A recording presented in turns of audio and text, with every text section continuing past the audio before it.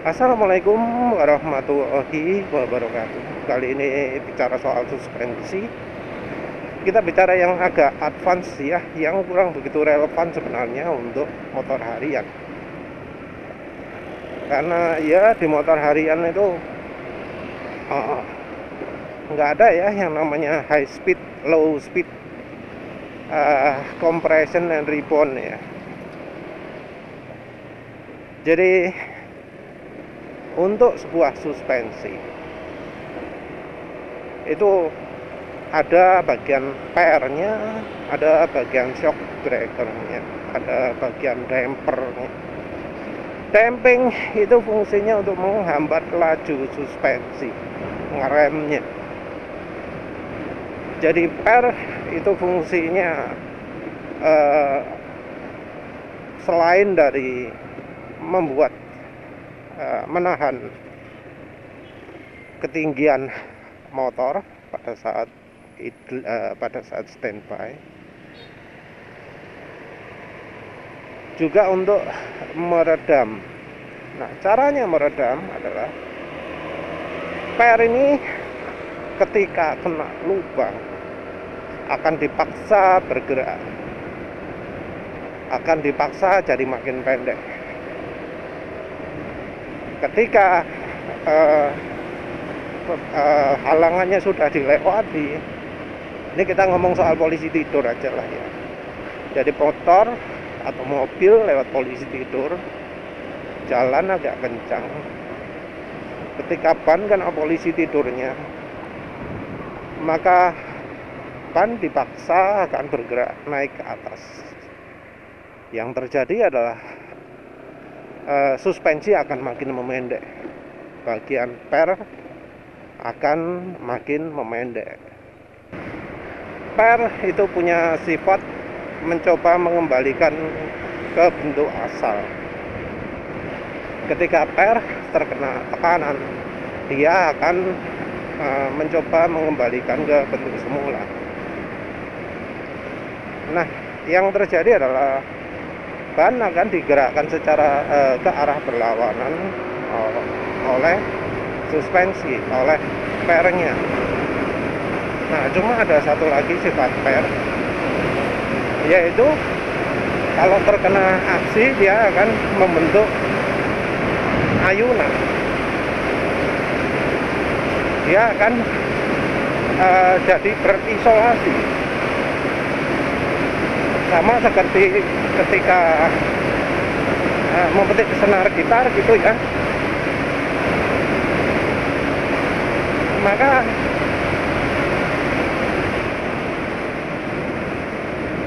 Maka bagian dari senar gitar itu setelah dipetik kan jadi mengayun kiri kanan gitu ya. Nah, pair yang modelnya solenoid, yang modelnya panjang itu juga begitu, akan terjadi mengayun panjang pendek seperti itu. Penulis pakai contoh gitar karena ya sayangnya nggak ada contoh lain enak ya. Tapi pair itu akan seperti itu. Nah, tujuan dari shock breakernya, dampingnya, dampernya adalah untuk mengurangi isolasi itu, direm gerakan suspensi, dicegah. Nah, bagian damping ini ngeremnya menggunakan cairan. Jadi cairan itu dipaksa untuk lewat lubang yang kecil. Ada bagian atas dan bawah, terserah yang atasnya tabung atau pistonnya. Piston ini akan ada lubang-lubang kecil atau celah yang bisa pakai pair, bisa pakai enggak, pakai ring yang elastis gitu ya, yang buat oli itu tertahan ketika pergerakan suspensinya itu di kecepatan tertentu, jadi ngelos ketika melebihi batas tertentu. Istilahnya valving gitu ya, valve run. Jadi hambatan ini dicapai dengan memaksa oli mengalirkan lewat lubang-lubang yang kecil, yang relatif kecil.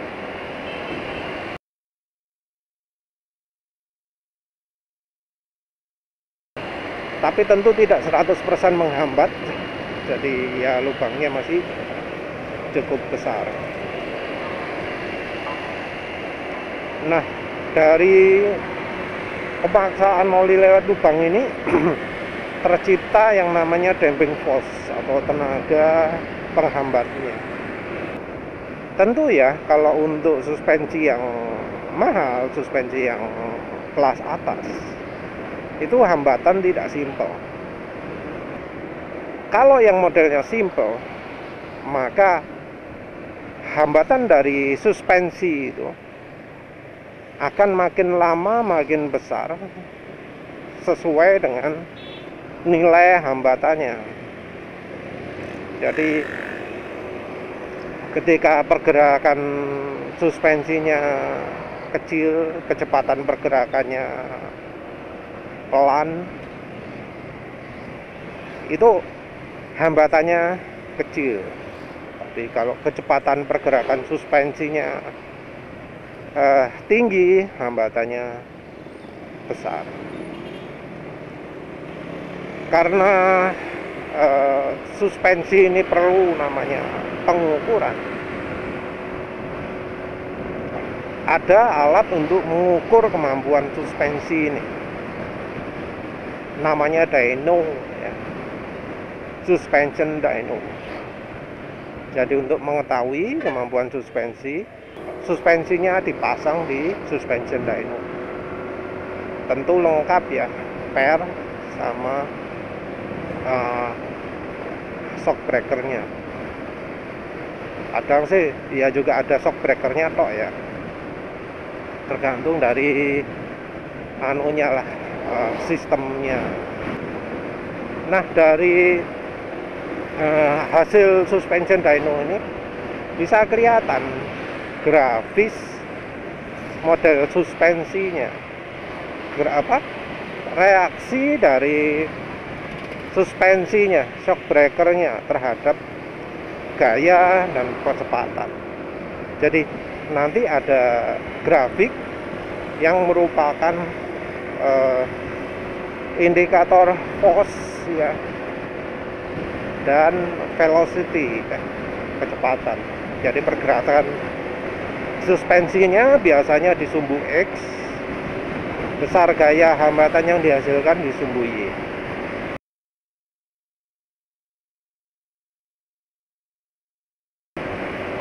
Yang model sederhana akan terlihat seperti garis yang makin lama makin tinggi untuk kompresinya, makin lama makin rendah untuk reboundnya. Biasanya yang atas kompresi, yang bawah rebound. Nah, kompresi biasanya angkanya lebih kecil dari rebound.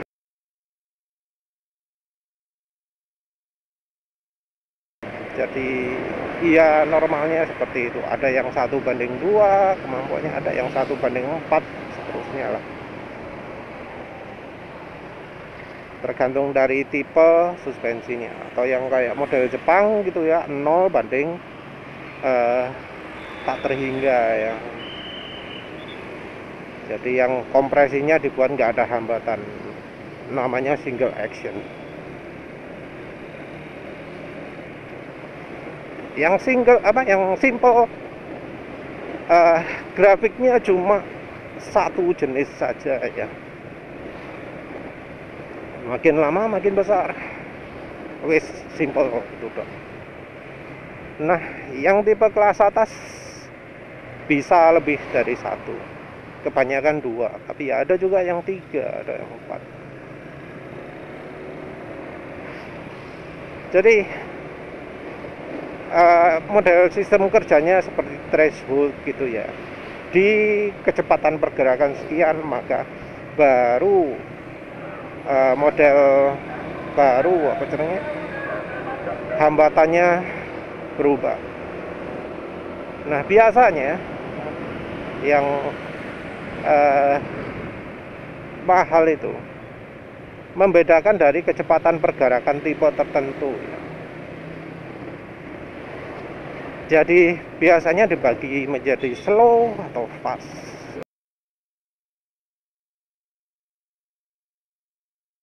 Kalau ya bisa lebih dari itu kalau misalnya lebih dari satu. Nah yang bagian slow biasanya langsung tinggi ya. Kalau misalnya ada dua ya, slownya itu langsung tinggi. Jadi pergerakan apa agak cepat dikit, hambatannya sudah besar. Tapi begitu di level tertentu, hambatannya langsung jadi lemah. Kelihatan jadi apa kayak garis yang ada patahannya gitu ya. Yang pertama patahannya naiknya cepat, tapi setelah di taraf tertentu dia jadi lebih landai.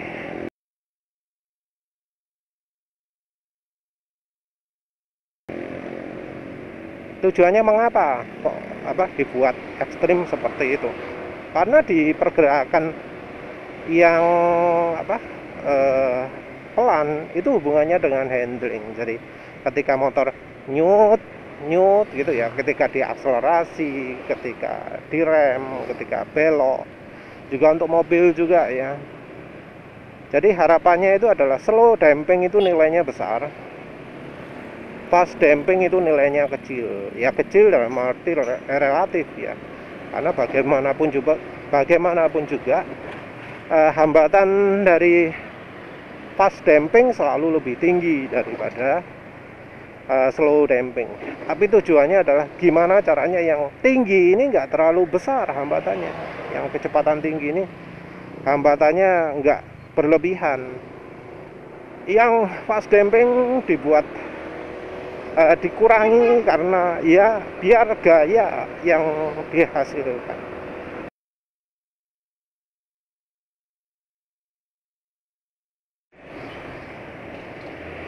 Karena itu akan mengakibatkan ya misalnya kalau pas lewat polisi tidur jadi mental ke atas kendaraan. Jadi kalau bisa dibuat agak ngeslong, walau itu tidak memungkinkan. Nah untuk yang slow damping itu hubungannya dengan handling. Nah dari sisi handling, kendaraan itu diinginkan stabil gitu ya. Jadi pinginnya kalau pas lagi belok kendaraan tidak mudah miring gitu ya.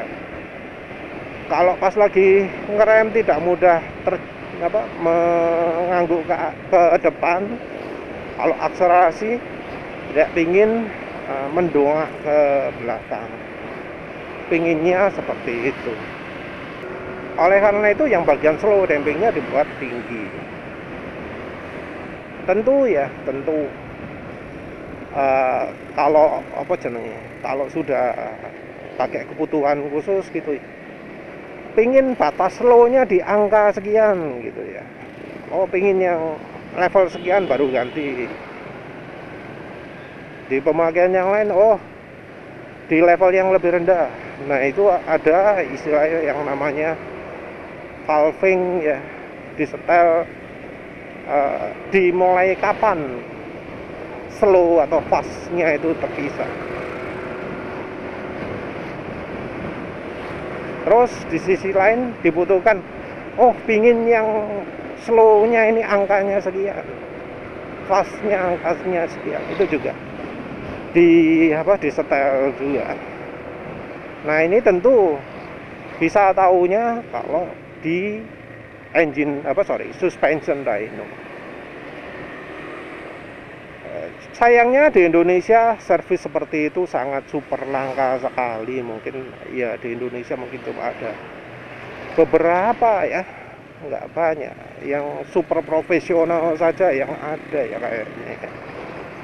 Kayak Ohlins katanya punya suspension dyno, ya walau nggak tahu siapa yang memanfaatkan itu. Tapi yang jelas slow dan fast itu hubungannya dengan gerakan. Jadi dari grafik tadi, slow and fast itu hubungannya dengan velocity-nya. Nah, sementara itu levelnya orang Indonesia itu masih pada seringnya taraf ganti kekentalan olinya atau mengurangi jumlah olinya. Ada yang ngomong bahwa mengganti kekentalan itu sama kayak slow dan fast, karena impresinya kalau suspensi dibuat lemah, hambatannya itu baliknya cepat. Kalau besar hambatannya baliknya lambat, karena ya mereka ditunjukkan ini loh, oh baliknya lambat kan, rebound gitu ya, apa dari pergerakan suspensi mendal baliknya itu loh. Kalau geraknya pelan, wah ini slow rebound. Kalau gerakan baliknya cepat, wah ini fast rebound. Ya enggak ya. Yang slow rebound, fast rebound itu hubungannya dengan kecepatan pergerakan kalau di dyno. Nah, memakai oli kental dan encernya sendiri itu cuma mengganti force-nya, merubah gayanya, merubah hambatannya. Jadi kalau kental ya hambatannya besar, kalau encer ya hambatannya kecil, wajar. Kalau yang suspensi modelnya sederhana, ya yang grafik simpelnya tadi nilainya kecil force-nya. Kalau besar nilainya besar force-nya. Udah seperti itu. Ya wis lah, itu aja ya. Jadi kalau soal suspensi ini rumit ya, kita harus matchingkan antara ukuran pernya. Ukuran pernya dulu lah wajib pas ya.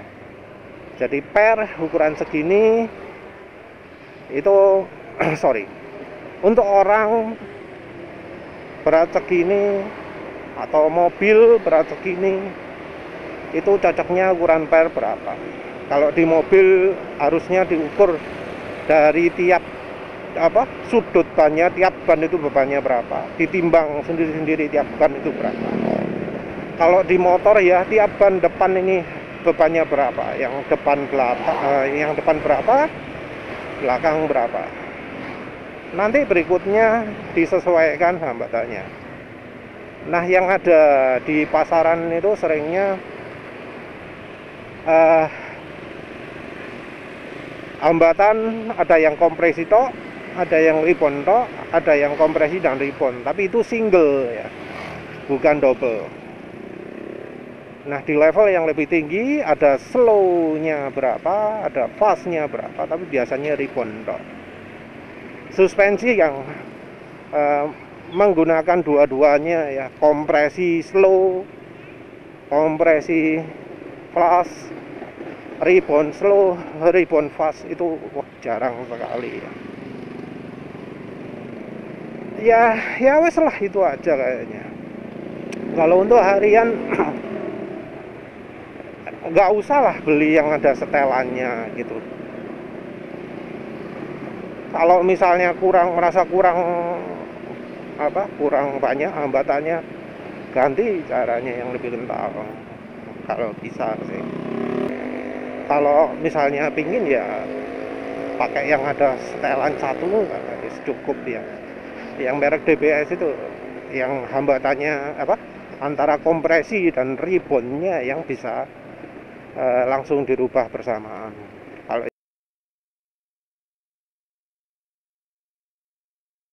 yang merek SC Project itu salah satu aja ya, ada yang kompresi tok, ada yang rebound tok.